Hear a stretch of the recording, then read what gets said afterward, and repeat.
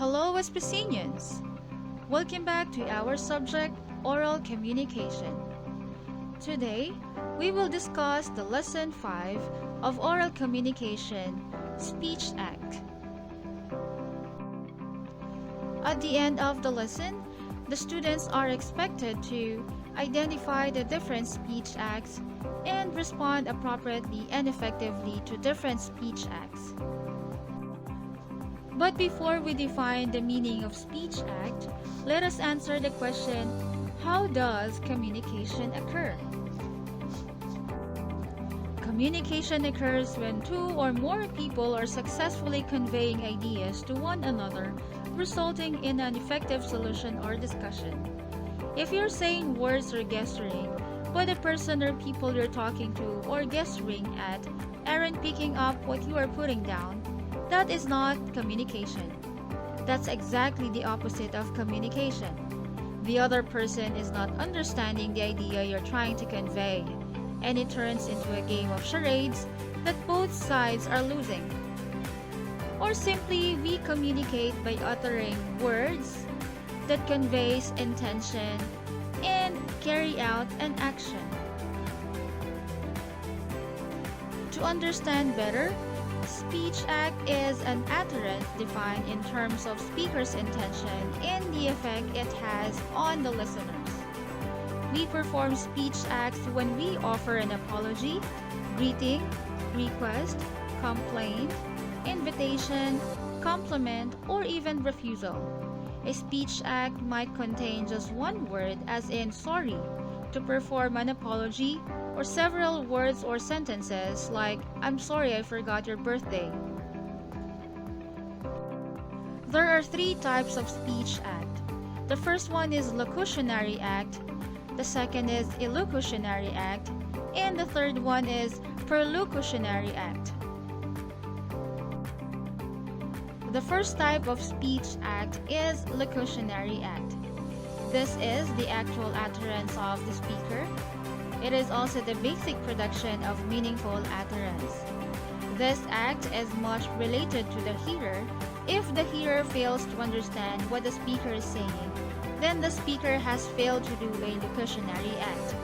A simple utterance of the speaker saying, "It's hot in here," can stimulate the addressee to mobilize the communication process.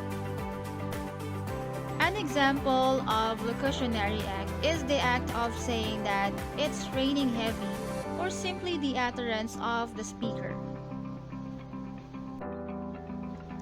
The second type of speech act is illocutionary act. It is the social function in communication that determines the possible intention and meaning of the speaker on its utterance. The illocution classifies the intention of the speaker by the force conveyed by the speaker. A speaker may perform a locutionary act to make a promise, offer, or an explanation.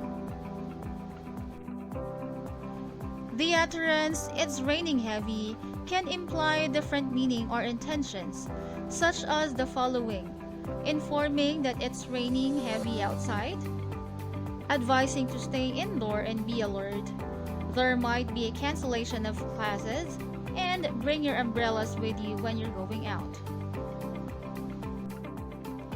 The third type of speech act is perlocutionary.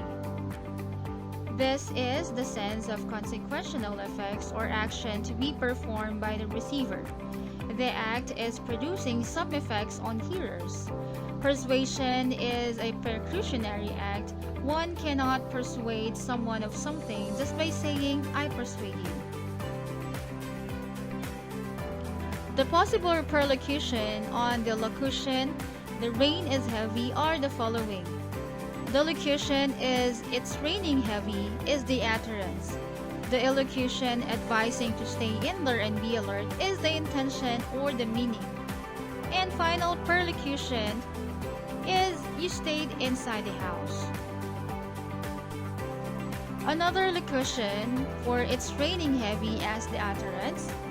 Illocution, "There might be a cancellation of classes," which is the meaning or intention. And at the end, The perlocution is they canceled classes because it's raining heavy.